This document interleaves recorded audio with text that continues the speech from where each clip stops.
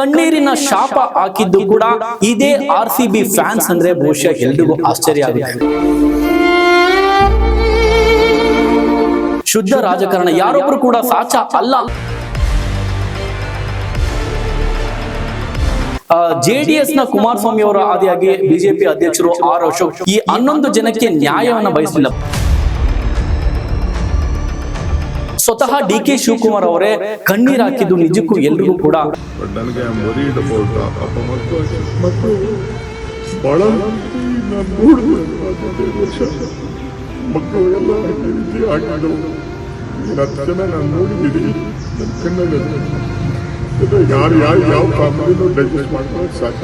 ಈ ಒಂದು ಕಣ್ಣೀರಿಗೆ ಇಲ್ಲಿ ಶುದ್ಧ ರಾಜಕಾರಣ ಮಾಡಿದ್ದು ಇದೇ HD ಕುಮಾರಸ್ವಾಮಿ ಅಂತ. ರಾಜೀನಾಮೆಯನ್ನ ನೀಡಿ ತೊಲಗಿ ಅಂತೇಳಿ ನಿಜಕ್ಕೂ ಹೇಸಿಗೆ ಹುಟ್ಟಿಸಿದೆ.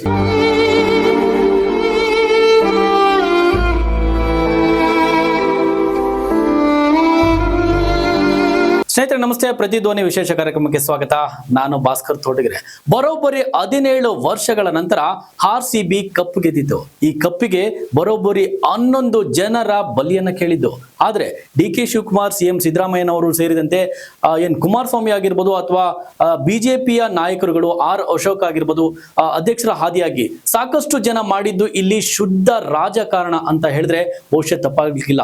ಇದಕ್ಕೆ ಬಲಿಯಾಗಿದ್ದು ಯಾರ್ಯಾರು ಗೊತ್ತಾ? ಈ ಕುರಿತಾದ ಕಂಪ್ಲೀಟ್ ಸ್ಟೋರಿ ತೋರ್ತಾ ಹೋಗ್ತೀವಿ. ಅದಕ್ಕೂ ಮುಂಚೆ ನೀವಿನ್ನು ನಮ್ಮ ಚಾನಲ್ಗೆ ಸಬ್ಸ್ಕ್ರೈಬ್ ಆಗದಿದ್ರೆ ಈ ಕೂಡಲೇ ಸಬ್ಸ್ಕ್ರೈಬ್ ಆಗಿ ಪಕ್ಕದಲ್ಲಿರೋ ಬೆಲ್ ಐಕಾನ್ ಕ್ಲಿಕ್ ಮಾಡಿ. ಈಗ ಮ್ಯಾಟ್ರಿಗೆ ಬರೋಣ.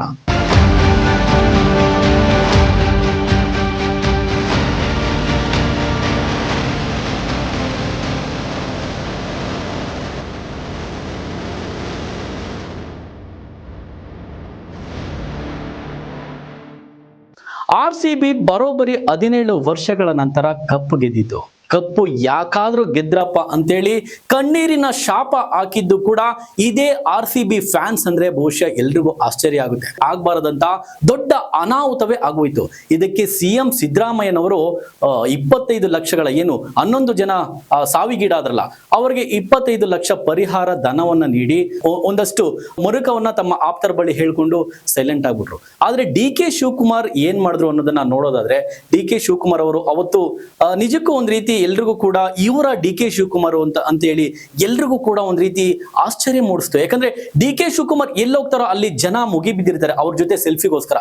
ಆದ್ರೆ ಅವತ್ತು DK ಶಿವಕುಮಾರ್ ಮಾಡಿದ್ದು ನಿಜಕ್ಕೂ ಕೂಡ ಎಲ್ರಿಗೂ ಆಶ್ಚರ್ಯ ತರಿಸುತ್ತೆ. ಸ್ವತಃ RCB ಆಟಗಾರರಿದ್ದಾರಲ್ಲ ಅವರ ಬಳಿ ಅವರ ಮುಂದೆ ನಿಂತ್ಕೊಂಡು ಸೆಲ್ಫಿಗೆ ಮುಖ ಹುಟ್ಟಿದ್ರು. ಇದಾದ ನಂತರ ಅಲ್ಲಿ ನಡೆದಿದ್ದು ಶುದ್ಧ ರಾಜಕಾರಣ, ಯಾರೊಬ್ರು ಕೂಡ ಸಾಚ ಅಲ್ಲ ಅನ್ಸೋದಕ್ಕೆ ಈ ಒಂದು ಘಟನೆ ನಿಜಕ್ಕೂ ಸಾಕ್ಷಿ ಅಂತ ಹೇಳ್ಬೋದು. ಯಾಕಂದ್ರೆ JDS ನ ಕುಮಾರಸ್ವಾಮಿ ಅವರ ಆದಿಯಾಗಿ ಬಿಜೆಪಿ ಅಧ್ಯಕ್ಷರು ಆರ್ ಅಶೋಕ್ ಇವರೆಲ್ಲರೂ ಕೂಡ ಸೇರಿ ಏನ್ ಬಯಸಿದ್ರು ಅಂದ್ರೆ ಈ 11 ಜನಕ್ಕೆ ನ್ಯಾಯವನ್ನ ಬಯಸಲಿಲ್ಲ. ಬದಲಾಗಿ ಈ ರಾಜ್ಯ ಸರ್ಕಾರದ ಒಂದು ಪತನವನ್ನ ಬಯಸಿದ್ರು. ರಾಜ್ಯ ಸರ್ಕಾರದ DK ಶಿವಕುಮಾರ್ ಆಗಿರ್ಬೋದು, CM ಸಿದ್ದರಾಮಯ್ಯನವರಾಗಿರ್ಬೋದು ರಾಜೀನಾಮೆಯನ್ನ ನೀಡಿ ತೊಲಗಿ ಅಂತೇಳಿ ಶುದ್ಧ ರಾಜಕಾರಣವನ್ನ ಮಾಡಿದ್ರು. ಇಲ್ಲಿ ಹೇಸಿಗೆ ಹುಟ್ಟಿಸೋದು ಏನ್ ಗೊತ್ತಾ? ನಿಜಕ್ಕೂ ಹೇಸಿಗೆ ಹುಟ್ಟಿಸುತ್ತೆ. ಯಾಕಂದ್ರೆ ಇಲ್ಲಿ ಏನೊಂದು ಸೂತಕದ ಮನೆಯಲ್ಲಿ ಎಲ್ಲರೂ ಕೂಡ ರಾಜಕಾರಣ ಮಾಡೋದಕ್ಕೆ ಮುಂದೆ ನಿಂತ್ರ ಅನ್ನುವಂಥದ್ದು. ಯಾಕಂದ್ರೆ ಇಲ್ಲಿ DK ಶಿವಕುಮಾರ್ ಎಲ್ಲೋ ಒಂದ್ ಕಡೆ ನಾವು ಹೇಳ್ಬೋದು, ಹೇಳುವಂತ ಅನಿವಾರ್ಯತೆ ಕೂಡ. ಯಾಕಂದ್ರೆ ಅವರು ಅಷ್ಟು ದೊಡ್ಡ ನಾಯಕರು, ಒಂದು CM ಪೋಸ್ಟ್ಗೋಸ್ಕರ ಸಾಕಷ್ಟು ತಮ್ಮ ರಾಜಕೀಯದ ಅಷ್ಟೂ ದಿನಗಳನ್ನ ಅವರು ಒಟ್ಟುಗೂಡಿಸಿ ನಿಂತಂತ ಒಬ್ಬ ವ್ಯಕ್ತಿ ಸೆಲ್ಫಿಗೋಸ್ಕರ ನಿಂತ್ರಲ್ಲ ಅನ್ನೋದು ಒಂದನ್ನ ಹೊರತುಪಡಿಸಿದ್ರೆ, ಮಾರನೇ ದಿನ ಬಂದು ಸ್ವತಃ DK ಶಿವಕುಮಾರ್ ಅವರೇ ಕಣ್ಣೀರ್ ಹಾಕಿದ್ದು ನಿಜಕ್ಕೂ ಎಲ್ರಿಗೂ ಕೂಡ ಒಂದ್ ರೀತಿ ಮರುಕ ಹುಟ್ಟಿಸುತ್ತೆ. ಯಾರು ಕೂಡ ನಿರೀಕ್ಷೆ ಮಾಡಿರಲಿಲ್ಲ. ಆ ವಿಧಿ ಒಂದ್ ರೀತಿ ಈ ರೀತಿ ಆಗ್ಬೇಕಾಗಿತ್ತು ಅಂತ ಇತ್ತೋ ಏನೋ ಗೊತ್ತಿಲ್ಲ, ಬಟ್ ಆಗ್ಬಾರದಂತಹ ದುರ್ಘಟನೆ ನಡೆದೋಯ್ತು.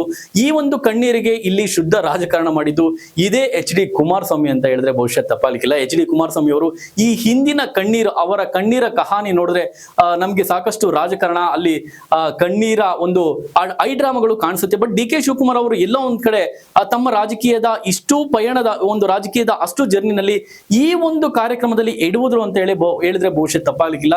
ಇದೆಲ್ಲವನ್ನ ಬದಿಗಿಟ್ಟು ನೋಡಿದಾಗ ಅಲ್ಲಿ ರಾಜಕಾರಣ ಬಿಟ್ರೆ ಪದೇ ಪದೇ ನಮ್ಗೆ ಮತ್ತೇನು ಕಾಣ ಸಿಗ್ಲಿಲ್ಲ. ಇನ್ನೊಂದು ಮುಖ್ಯವಾಗಿ ಏನಂದ್ರೆ ಎತ್ತಿಗೆ ಜ್ವರ ಬಂದ್ರೆ ಹೆಮ್ಮೆಗೆ ಬರೆ ಎನ್ನುವಂತೆ ಇಲ್ಲಿ ಪೊಲೀಸ್ ಕಮಿಷನರ್ ಆದಂತ ದಯಾನಂದ್ ಅವರ ಹಾದಿಯಾಗಿ 5 ಜನ ಪೊಲೀಸ್ ಅಧಿಕಾರಿಗಳನ್ನ ಇಲ್ಲಿ ಎತ್ತಂಗಡಿ ಮಾಡಿದ್ದು. ಸೊ ನಿಜಕ್ಕೂ ಕೂಡ ಎಲ್ರಿಗೂ ಕೂಡ ಇದು ಬೇಕಿತ್ತ ಎನ್ನುವಂತ ಪ್ರಶ್ನೆ, ಮತ್ತೆ ರಾಜ್ಯ ಸರ್ಕಾರದ ಮೇಲೆ ಅನುಮಾನಗಳು. ಎಲ್ಲೋ ಒಂದ್ ಕಡೆ ಅವರೇ ಮಾಡಿದಂತ ಅವರೇ ಪಾಪದ ಕೂಸಿಗೆ ಅವರೇ ಒಂದ್ ಕಡೆ ಪೊಲೀಸರ ಕಡೆ ಬೆಟ್ ಮಾಡೋದಕ್ಕೆ ನೋಡ್ರ ಎನ್ನುವಂತ ಪ್ರಶ್ನೆಗಳು ಕೂಡ ಇಲ್ಲಿ ಇದ್ದಿತ್ತು. ನಿವೃತ್ತ ಪೊಲೀಸ್ ಅಧಿಕಾರಿಗಳು ಕೂಡ ಇದಕ್ಕೆ ಪರ ವಿರೋಧವನ್ನ ಕೂಡ ವ್ಯಕ್ತಪಡಿಸಿದ್ರು. ಸ್ನೇಹಿತರೆ, ಇದು ಒಟ್ನಲ್ಲಿ RCB 17 ವರ್ಷಗಳ ನಂತರ ಗೆದ್ದಂತ ಈ ಒಂದು ಕಪ್ಪು ಮತ್ಯಾವತ್ತು ಗೆಲ್ಲೋದೇ ಬೇಡ ಎನ್ನುವಂತಹ RCB ಫ್ಯಾನ್ಸ್ಗಳ ಆ ಒಂದು ಕಣ್ಣೀರನ ಶಾಪ ಇದೆಯಲ್ಲ, ನಿಜಕ್ಕೂ ಎಲ್ರಿಗೂ ಕೂಡ ದುಃಖ ತರಿಸುವಂಥದ್ದು. ಮತ್ತೆ ಇಂತಹ ಲೇಟೆಸ್ಟ್ ಅಪ್ಡೇಟ್ ಸುದ್ದಿಗಳನ್ನ ನೋಡ್ತಾ ಹೋಗೋಣ. ಸ್ನೇಹಿತರೆ, 11 ಜನರ ಸಮಾಧಿಯ ಮೇಲೆ RCB ಕಪ್. ಇದಾಗಿತ್ತು ಇವತ್ತಿನ ವಿಶೇಷ. ನಿಮ್ಮ ಅನಿಸಿಕೆಯನ್ನು ಕಾಮೆಂಟ್ ಮಾಡಿ. ಧನ್ಯವಾದಗಳು. ಹೆಚ್ಚಿನ ವಿಡಿಯೋಗಳಿಗೆ ಪ್ರತಿಧ್ವನಿ ಯೂಟ್ಯೂಬ್ ಚಾನೆಲ್ ಸಬ್ಸ್ಕ್ರೈಬ್ ಮಾಡಿ, ಬೆಲ್ ಐಕಾನ್ ಕ್ಲಿಕ್ ಮಾಡಿ.